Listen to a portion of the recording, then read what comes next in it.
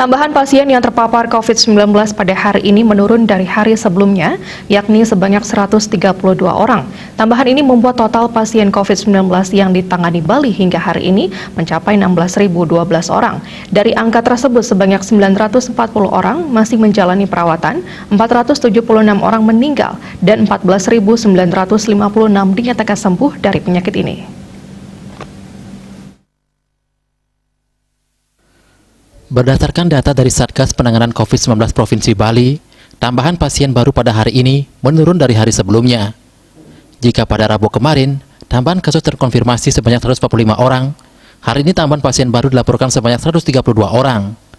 Tambahan ini menjadikan total pasien COVID-19 yang ditangani di Bali mencapai angka 16.012 orang.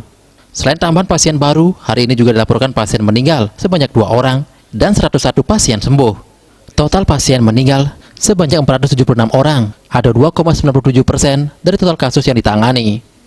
Sementara total pasien sembuh menjadi 14.956 orang, atau 91,16%. Jumlah pasien yang saat ini masih dirawat di Bali sebanyak 940 pasien, atau 5,87%.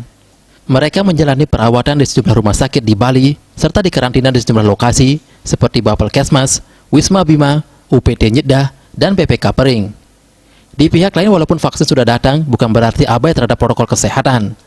Selalu ingat pesan ibu, disiplin terapkan 3M, wajib memakai masker, wajib menjaga jarak, dan jauhi keramaian, dan wajib mencuci tangan dengan sabun di air mengalir.